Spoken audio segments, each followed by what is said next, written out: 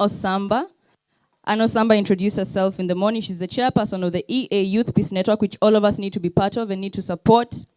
We also have Mr. Bill Marwa, who works for Oxfam, Horn of East and Central Africa region. He's a program specialist on digital rights. Looking forward to hearing his submissions. We also have Mr. Patrice Mulama, senior early warning expert at EAC. So if my panelists are ready, we can begin our discussions. For the interest of time and to ensure that young voices are heard this afternoon, I will ask that each panelist just makes their submissions in response to the questions that were sent, once answering just both questions or the 3 questions that you had, and then we'll have input from the delegates and sum it up. Is that okay with you guys? Yeah, can we clap for yourself first because you made it on time? Yes? And you're full? I can see you there. All right, great. I'd love to begin with you, Anne. Just simply tell us what you, as a youth peace champion, have been doing for early warning and early response, and how young people, more young people like myself and the rest here, can be included in early warning and response mechanisms in East Africa. Karibu, Anne. Thank you so much, Karine, for the question. And I would like, first of all, to start by saying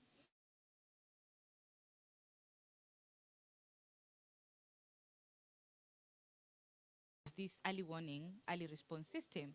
And for me, I think the most critical part of this conversation is more on the response side. Not really, because it's not enough just to give indicators without really responding to them. So how have I, as a young person, been engaging in early warning? For me, I have been sensitizing young people on how potentially they could take part into the early warning, and especially reminding them of their importance. Because young people in peace processes are supposed to be partners and equal shareholders in the space.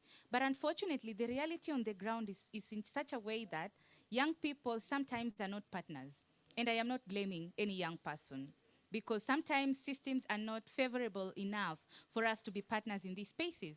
But again, as young people, we cannot afford to sit down and say we are not going to take part into these processes because we've been excluded, but we can find our way in this space. So I have had a privilege to work in a situation room. In 2017, I worked as a social media analyst for the early warning system situation room. And my work majorly was to look at the kind of indicators that we are getting online and that prompts people who are first responders to respond to the issues that were coming. And that included putting the issues or locating them on a map. For those who have had an opportunity to interact with the early warning system, it's built in such a way that it has a crowd map. And a crowd map is simply a map that gives you the ability to locate where the issue is coming from. So having put that background, Karina would like to skip to the second question, which for me is the most critical one. How do we involve young people more in early warning system? I think first of all, we need to have deliberate issues and measures to expand the space and the scope of the EWER system and the design of how they are. Because currently, if you do not belong to local peace security structures, then you don't get an opportunity to actually be part of the early warning. But let's face it, I mean, when we're talking about violence, when you're talking about conflict, most of the times youth are actually seen as victims, perpetrators. But what we forget to do or say is actually youth sometimes, and not sometimes, but most of the time, youth are first responders, either online or offline. So we need to expand the space more to include young people necessarily who may not be generally part of the larger peace and security work, whether at the national, regional level, transnational level, but for them to be given enough capacity to engage in early warning, early response system. And then now building the feedback mechanism for me is it, because I may give you indicators, then what? If you don't respond, if I say I saw 3 people passing with machetes, and then you do nothing, and then the people kill someone, we've not helped no one. So I think for the Rex and Rems and national governments who are here today, mine is just to say we need to expand the scope to include more young people. And if it's an issue of capacity, can we build the capacity so that we complement what you're already doing? Because young people are the people who have information. That is one. Number two is that it is possible to have localized forms of early warning systems that are not really the likes of the ones we have in the IGAD C1, EAC, AU, but they serve as early warning system. And sometimes this early warning system can be WhatsApp group between police officers, frontliners, and young people. And that is a space where people get to share this information real time about what is happening. And then by so doing, would even have contributed to the prevention pill of 2250, 1325, 2535, And my last thing, Karine, is there a way that while we are thinking about harmonization of the EWER systems that we have across the region, can we also think of domestication and localization?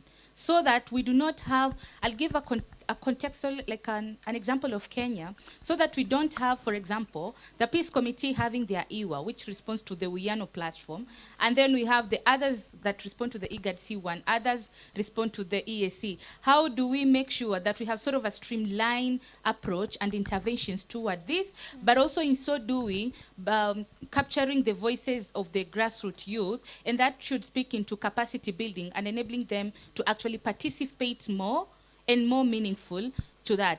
And my final comments, Karine, is that governments, partners, non-state actors need to look at young people as equal shareholders and partners in all peace processes. We want to be included meaningfully in mediation, but name them, decision making, and even conflict prevention, not at the apex stage. If it's about policy, can we begin to have discussion with young people at the policy formulation and even go through all the way to as far as monitoring and evaluation for us to call a process meaningful, because we need to plan with the youth, not for the youth. Thank you so much.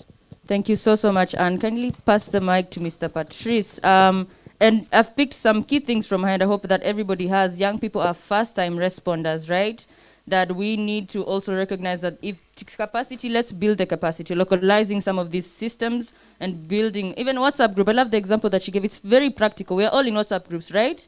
Is it possible for the government to use those WhatsApp groups to inform conflict? And I think Ambassador Fred also mentioned it. So over to you, sir. As a senior East Africa expert on early warning, what do you feel young people like Anne and the amazing delegates and youth leaders present in this summit, what do you think they can contribute to the early warning, and how can they improve early warning and detecting of conflict before it happens and responding to it as well? Welcome, sir.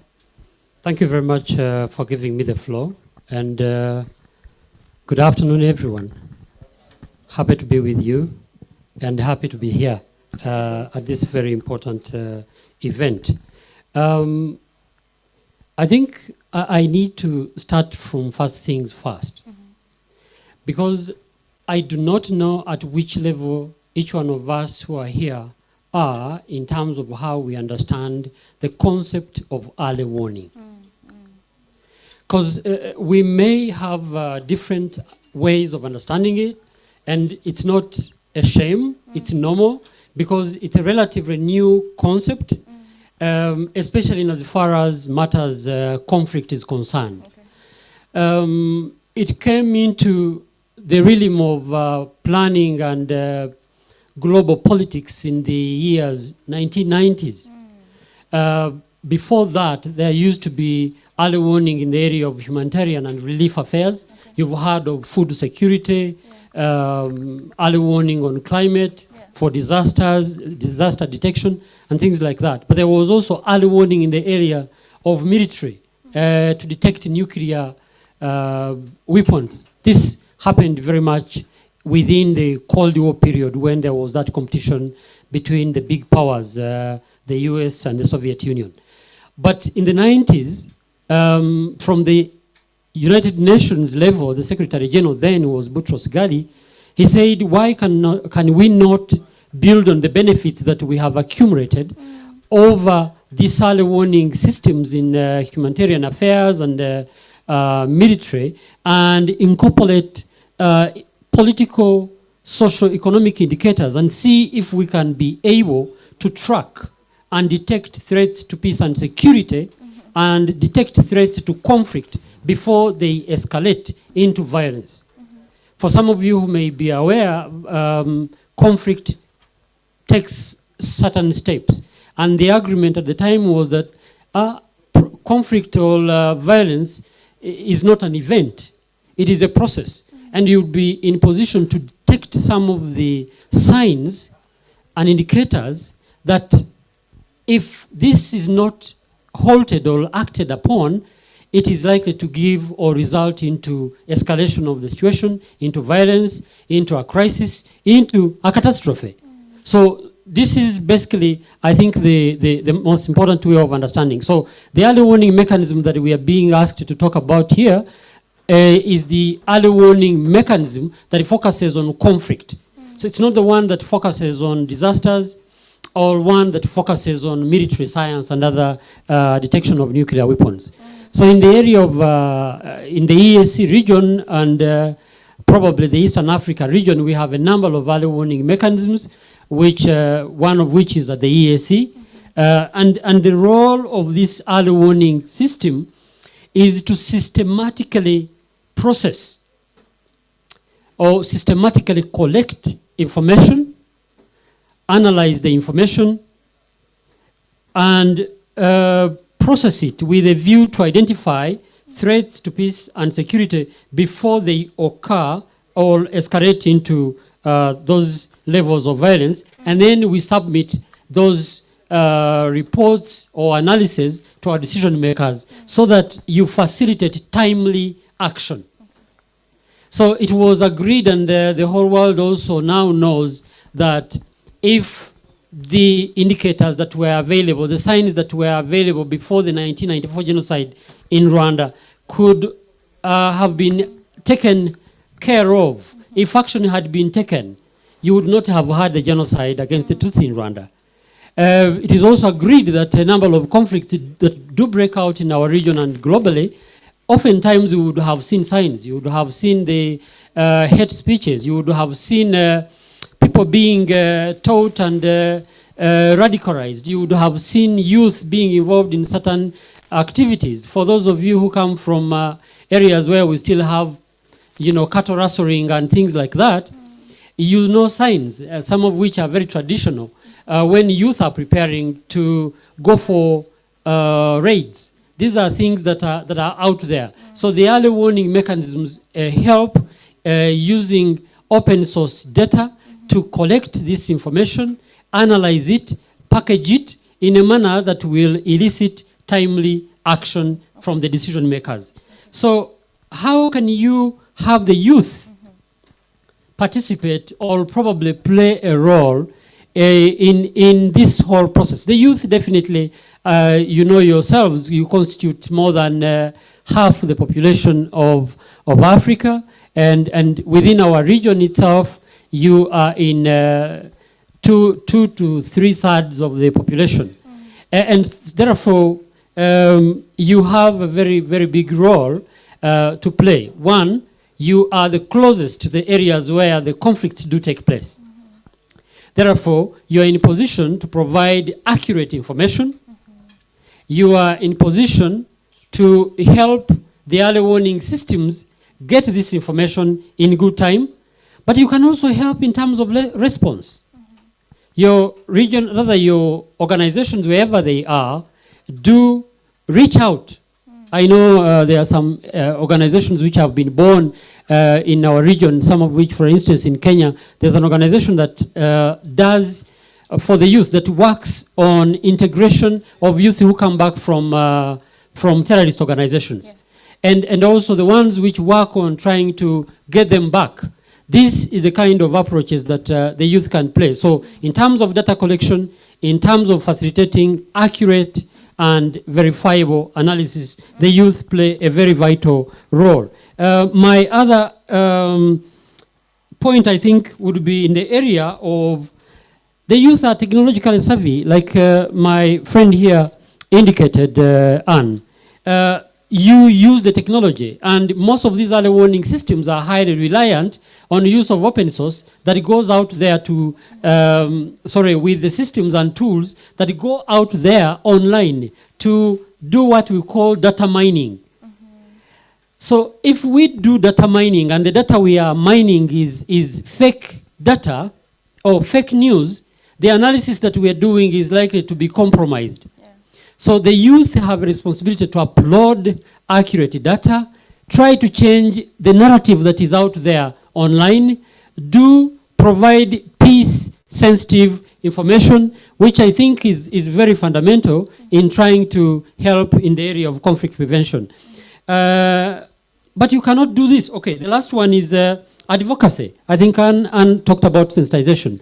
I think you also have a responsibility to advocate for increased support in terms of building the capacities of regional and national early warning systems. Because we have systems at the national levels, which we are trying to build. We have systems at regional and continental levels at the African continent level. So in terms of advocacy, you would play a very fundamental role so that our early warning systems and mechanisms are taken into consideration during planning and budgeting by member states.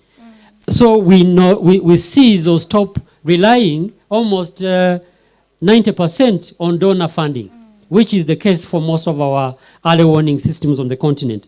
But this requires a few takeaways as I conclude. 3 points that I want to suggest. One, probably youth need to mainstream. The youth and other civil society organizations, can we mainstream early warning and conflict prevention in our programming?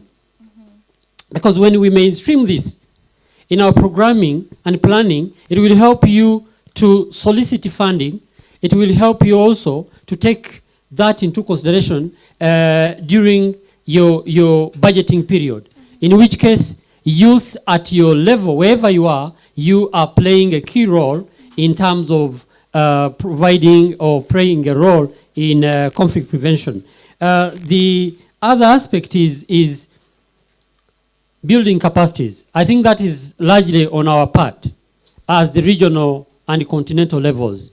We have a responsibility to build the capacities of early warning, rather in early warning and conflict prevention matters to youth, civil society organizations and other stakeholders so that everybody understands the relevance and importance of early warning and conflict prevention and the tools available so that we get these tools to you so you help in terms of providing timely information, but also we feed you with information to help in terms of response. Lastly, Madam Moderator, I think we will need to enhance coordination between our bodies at the regional and continental levels with the various groups, the peace committees or youth committees and other groups in the national at the national level so that we are able to provide that linkage in terms which is structured.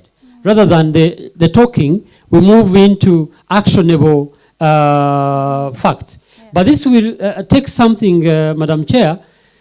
It requires that the youth and other organizations that are involved in this process are not, are inclusive enough and have they reach out to the people.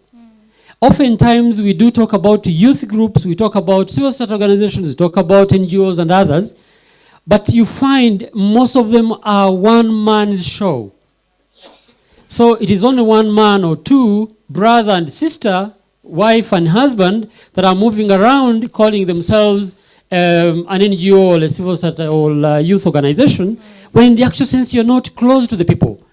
So we have a challenge as at the regional and continental levels. How do we determine the credible and the reliable institutions and organizations that we can deal with in this sector, the ones that are going really to provide necessary support in this area that is geared towards maintaining and maintaining regional and continental peace and security. I thank you. Thank you so much, Mr. Mulama. Hand of applause, please. So, guys, we're being asked to check our credibility and legitimacy. I believe that localization and mainstreaming of early warning can begin with the amazing leaders already here representing several countries, representing different initiatives that work with young people on the ground So is it possible for us to mainstream and demand for capacity building, right, from the region? That's what you have told us, yes? And that conflict is a process. So don't wait for it. In Kenya, we say usingoje kaumane. Don't wait for it to burst or to blast up so for you to start reacting. So is it possible for us, even in our initiatives, to start mainstreaming early warning? And I want to check if Zed is Zed online. Would love to hear from Zed. Zed is another panelist who's joining us on Zoom, a panelist who's an expert also on early warning from Kenya.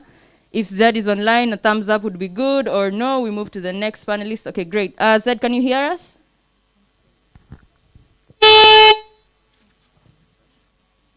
Hello, Zed. Good afternoon. Good afternoon, Zed. He has dropped. Okay. We are technologically savvy. We'll fix that in a few. Allow me to move to Bill Mara. I really want to hear and also pick up from where Anne and Mr. Mulama have indicated that young people are tech savvy. But you know, also Ambassador Fred told us that social media is a double-edged sword.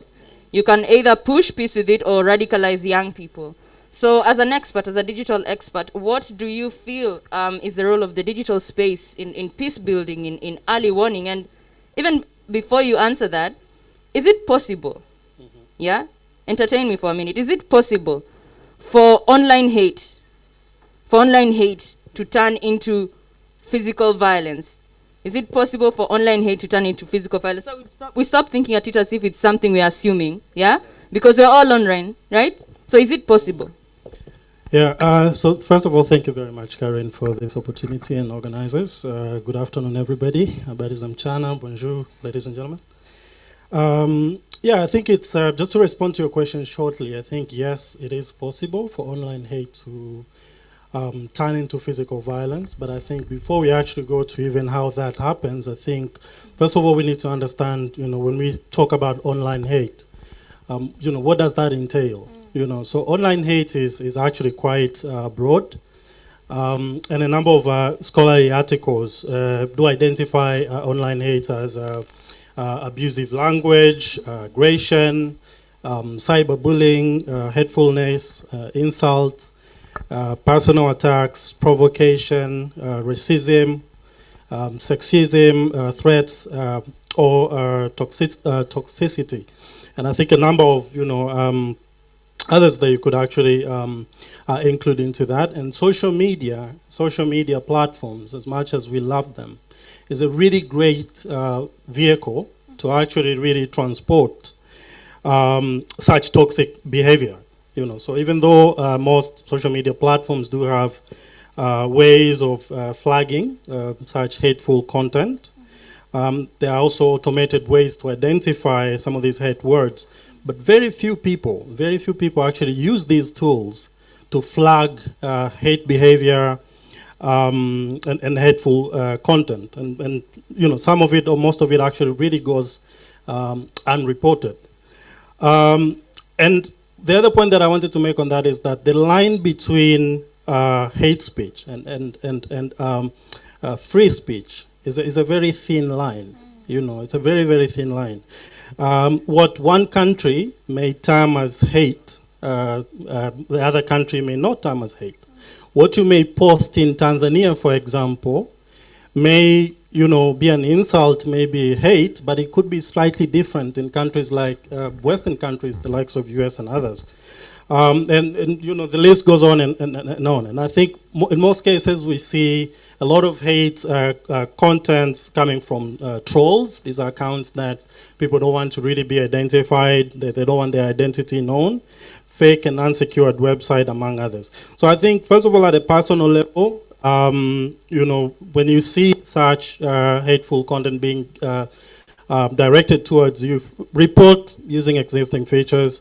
Try not to respond while you're angry or agitated, because you may end up making the matter even worse.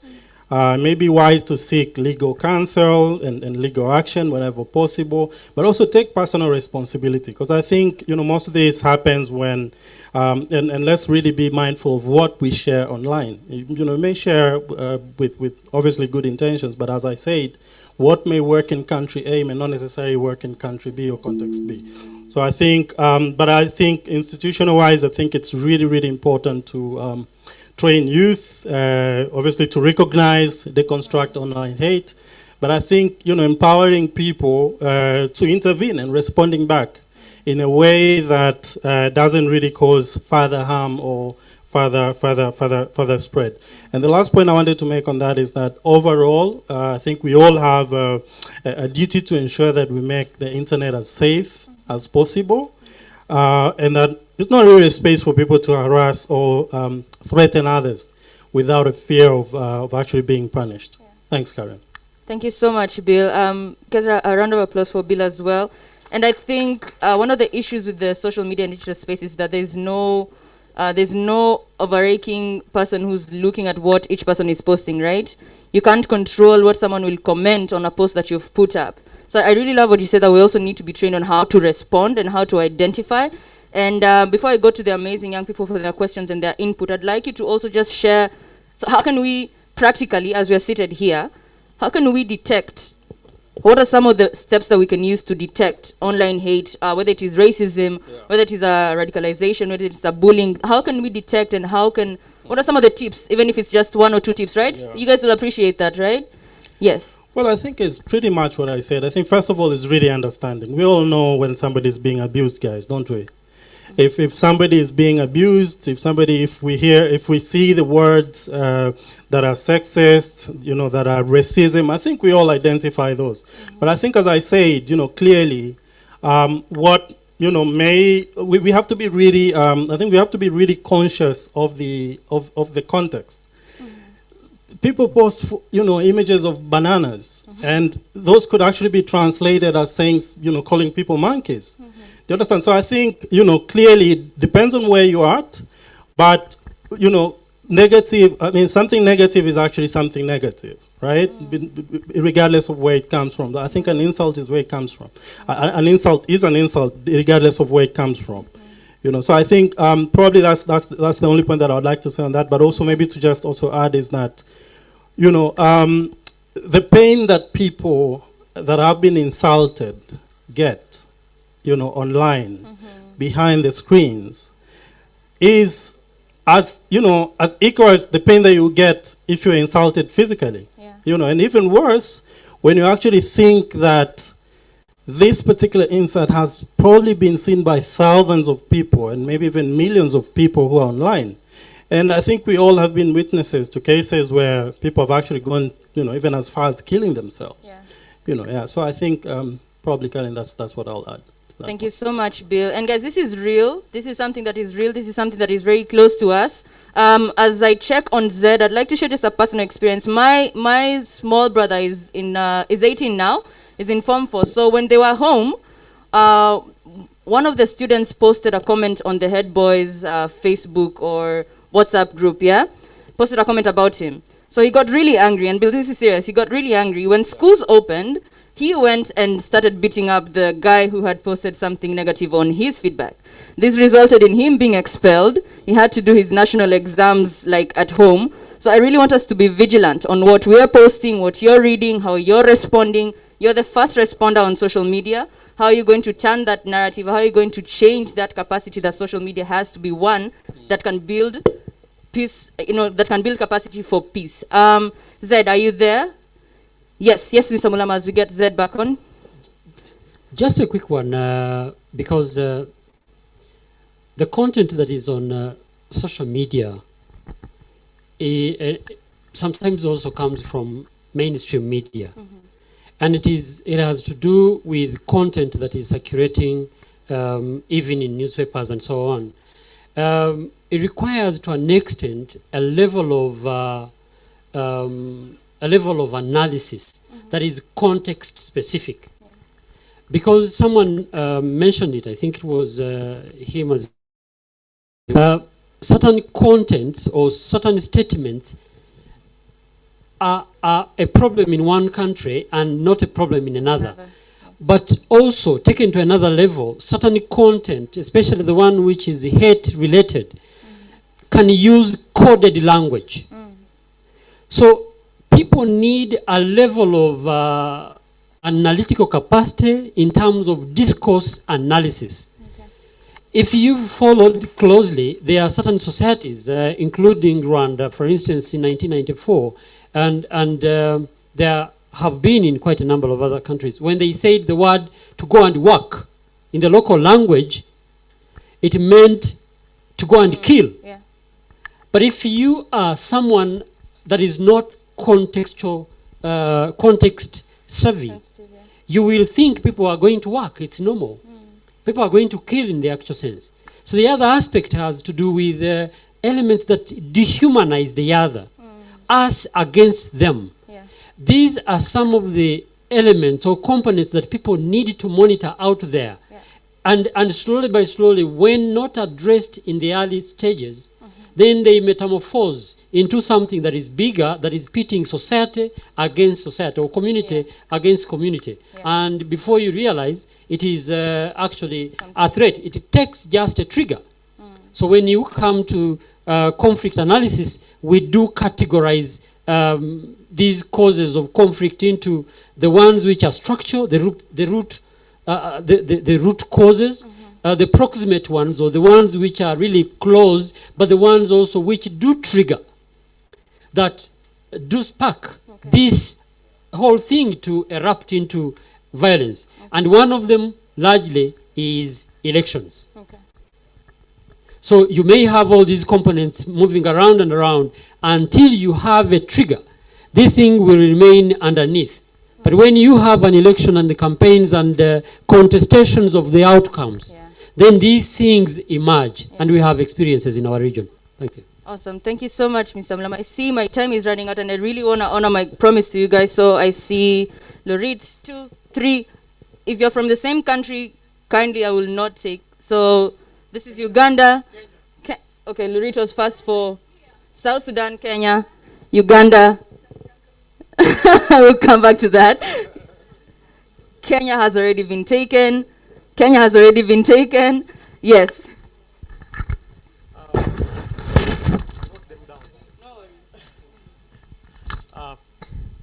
How are you doing, guys?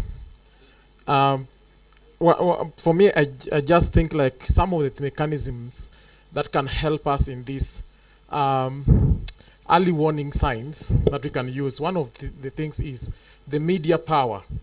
The media power, I talk from an experience of being a social media influencer and also controlling several WhatsApp groups, which have, I think around 6, which have 230 people and above.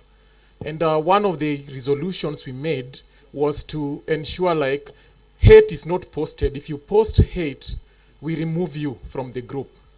And it has been so specific. Anyone who posts hate, we remove them from the group. And that has prevented a little bit of conflict.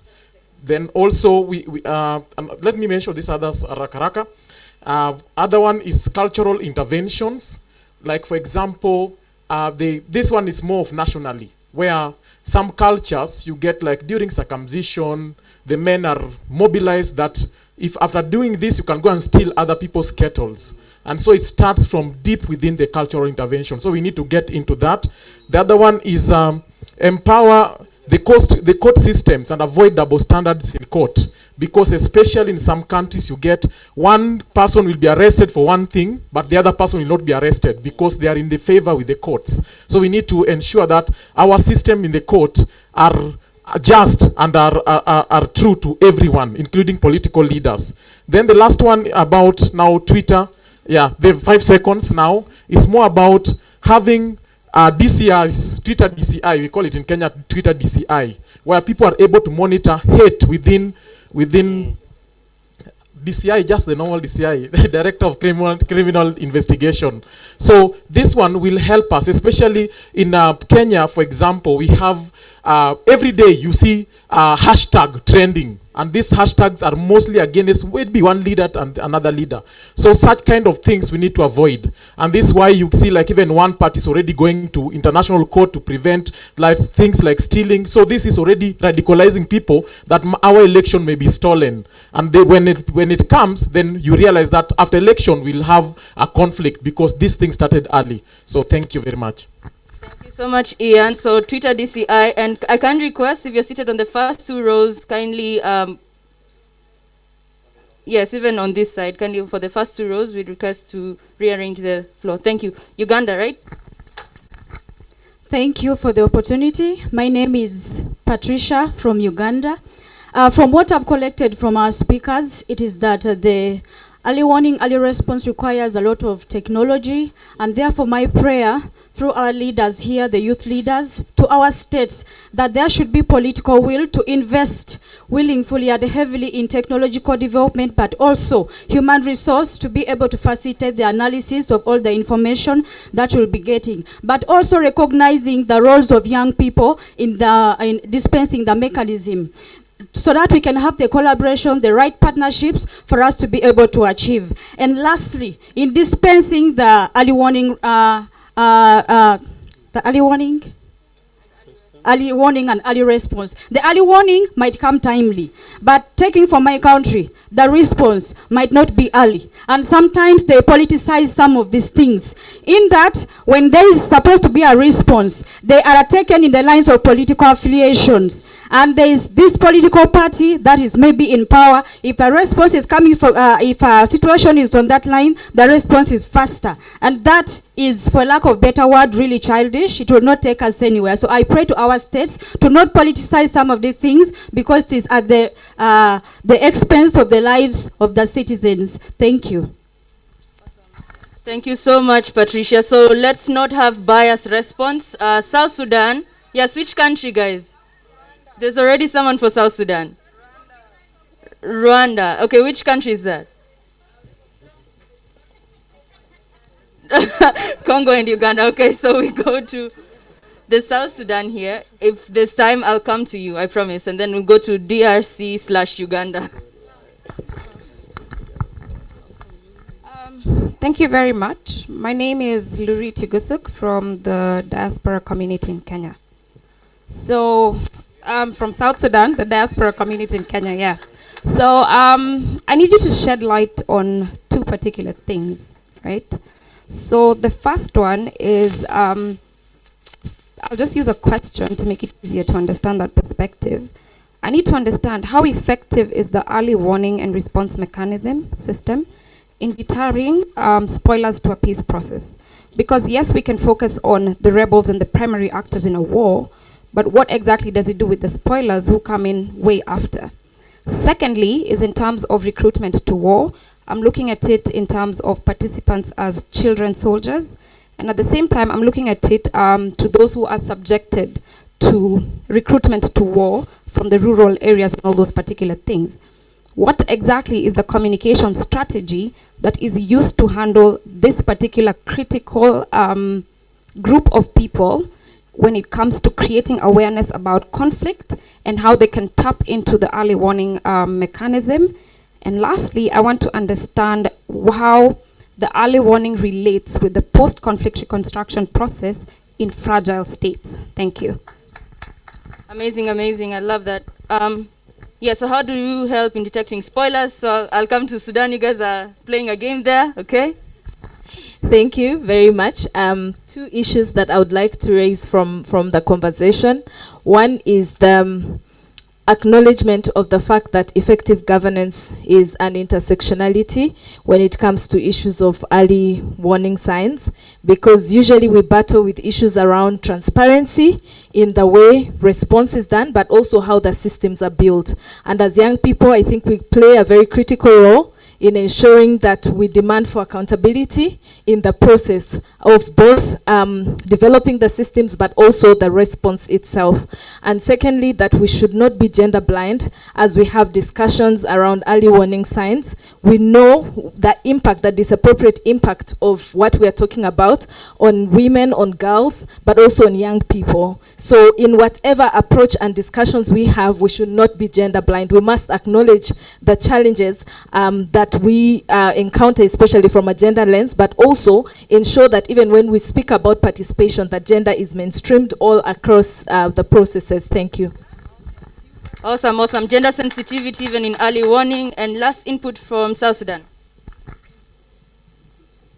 Thank you, everyone. I'm called Anna Maneno from South Sudan. early warning, like right now, the political parties have taken it upon themselves to destroy us. So I will ask each and every youth, if you're going to the parliament, it's not for a political party. It's for your people. We might have issues in South Sudan. A lot of us have the interest of peace. We wanted calmity. We want harmony because we are tired of being in the refugee camps. But the people who are going to the parliament at times do not go for the people, not because they are tired of all the crisis, the pain in the refugee camp, but because they want to protect the political parties. But I also ask each and every leader, our presidents, it's good that when they're discussing things in the parliament, let them forget about the parties. Let them think of the interest of the citizens. Let them talk on our behalf of the women suffering, of the youths who are seeking for job, for the elderly who are tired. Africans, we can liberate ourselves. And if we only start to take humanity as a first priority, love and kindness is more important than hate, than tribalism, than the difference. What will it gain us when we destroy our own continent? What will we gain if we destroy our own country, killing one another? Thank you. Awesome. Thank you so much, Maneno. And according to the Ubuntu philosophy, if you guys know it, it says that I am because. Yes, so I know you guys have received amazing questions and input, but I'd love to give an opportunity to Zed and Judy who are online to make their submissions in a minute. 1 minute each, yes. Hi, Zed. Good afternoon, Judy. Hello from Arusha. Can you hear us? Zed? Yes. Yes, karibu sana. Kindly welcome to Arusha Peace Forum. Would love to hear from you in a minute what your thoughts are as an expert on early warning and early response. Maybe you can respond to some of the questions that have already been raised by the leaders present. Karibu. Asante sana. Good afternoon. It's a pleasure to be in this forum, and quite a lot has already been said by the panelists who are represented there. And maybe just to, I hope I'm audible. Yes, you are. We can hear you loud and clear. Thank you. So I just wanted to add one more thing on the role of youth, especially in matters early warning. I think our panelists have done justice to that question, but there are two key things that I've seen in my practice that I need to mention in this forum. One of them is some of us as youth are privileged to be close to powers, allow me to call them powers or information sources. And most of the times we get too excited about this and we end up sharing things that do not need to be shared. The intention really is not to harm, but the outcome of it all is that what we are doing is causing panic, and what we're also doing is generating a lot of tension amongst our communities. The advent of social media has brought in challenges because now information can spread fast and wide. And now, because I think social media is majorly youth-oriented, I know there are other people who are youthful at heart, also involved in these social media sites, but really the nature of it is that information gets to spread far and wide. And so one of the roles that I think it's important to mention on is how youth now can take care of what they are sharing on these social media sites. Of course, might not be, the intention not to harm, but maybe you just want to share information probably on a political process that is happening. And then the process, you end up sharing too much information that causes harm. The other thing is now because of social media, we are sharing a lot of untruth and unfactual information. Right now, if I was to if I was physically there and I stood in front of you and I said that there's a bomb in our midst, I'm sure all of us would start running and we might end up dying not because of the bomb, but just because of the stampede that would be caused as a result of the information that I have shared. Similarly, once this information is shared on social media and it's spread fast, you see the result is that social media stampede, if you'd allow me to call it that. And now this leads to, in cases where there violence, intercommunal violence, or intercommunal conflicts, you see communities beginning to mobilize arms, beginning to mobilize forces in order to respond to that kind of information that has been shared.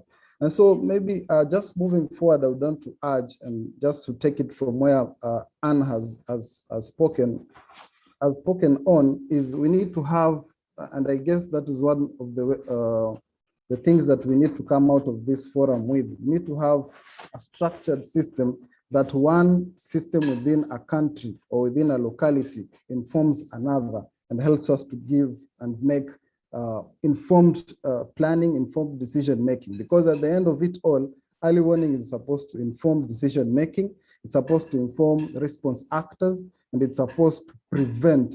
The key role is to prevent conflicts. And so, and I guess that is also why the main reason we are talking about it here today as a key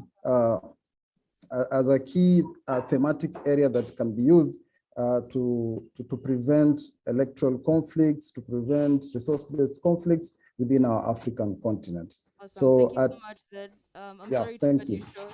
Thank you so much for those submissions. It's key for informing decision making. Would still love to hear from Judy if she's online. Judy, good afternoon. Are you online? Would love to hear on some of the amazing things that Search for Common Ground has been doing in ensuring that young people are part and parcel of conflict prevention. Judy, good afternoon. Good afternoon. Can you hear me? Yes, we can hear you. I think the young people are ready to hear from you. We are a little bit pressed on time, but yes, I realize. With us. Yes. Very well. Habari za mchana, bonjour, all protocols observed. Good afternoon.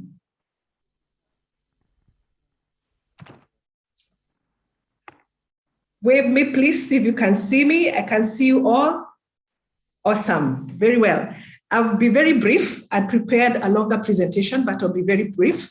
I want to mention some of the challenges that come with early warning platforms, and especially when it comes to platforms that are being utilized in security areas, areas where we have got heavy conflict, areas that have, for example, violent extremism, and platforms that are requiring the engagement of communities, young people, and security actors. One of the recent study that has been recently published by the International Peace Support Training Center shows that one of the bottlenecks that early warning platforms face is the issue of fear, the lack of trust, the fact that sometimes the information that is presented during the time of detection is not actioned, and there's the notion of one-sidedness, that some of the information that comes through the early warning platforms tends to be considered as intelligence,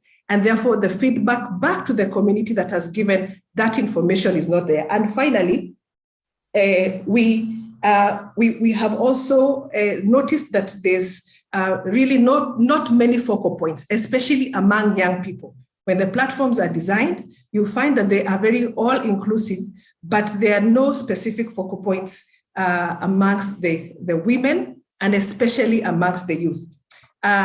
Quickly, I also want to mention a platform that has been developed by Search for Common Ground, but not Search for Common Ground alone. It has been developed together with the United Network of Young Peace Builders. It has been developed by the UN Alliance of Civilization and the UN Peace Building Fund. And it is a platform called the Youth 360, which I would encourage us to look up online. It is an online peer-to-peer, inclusive, active, and flexible space that provides an online solution to funding.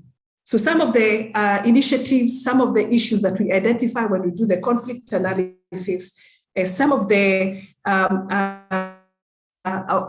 interventions we want to do, we find that sometimes the youth are considered as beneficiaries and not as partners. But this platform wants to have a space where youth are considered as partners to the development and the evolution and transformation of the conflict.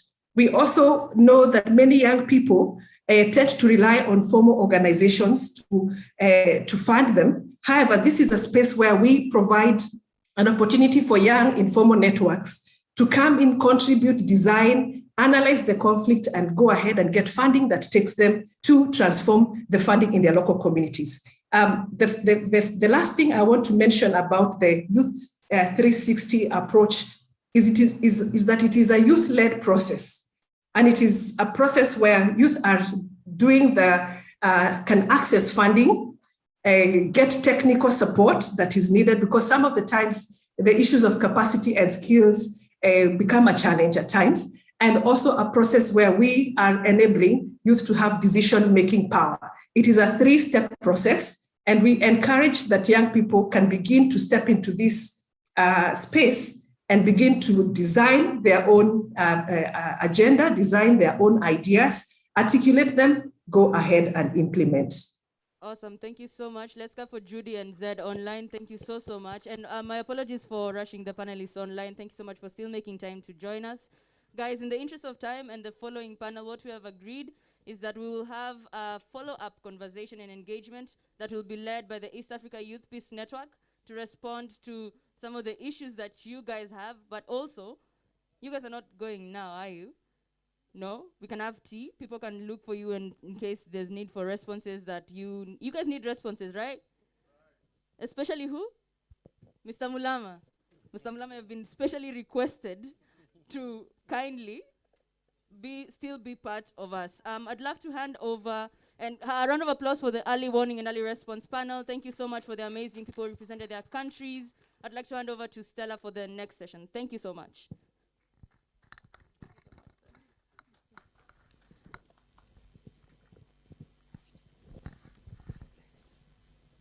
Thank you so much to all the panelists. Mr. Mulama, I'm so glad I convinced you to stay on. That was an excellent conversation. Bill Marwa, thank you so much. For those of you who don't know, Bill Marwa is from Oxfam, and Oxfam is supporting this conversation. Some of you are here courtesy of their support. We really appreciate that. Madam Chair, always appreciate your contribution towards the peace and security conversations in this region.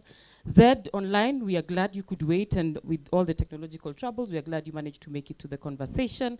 And Judy, we look forward to collaboration with Search for Common Ground, and we're hoping some of the projects that are being done by youth in the community shall actually find their way to get funding from Search for Common Ground. The East Africa Youth Peace Network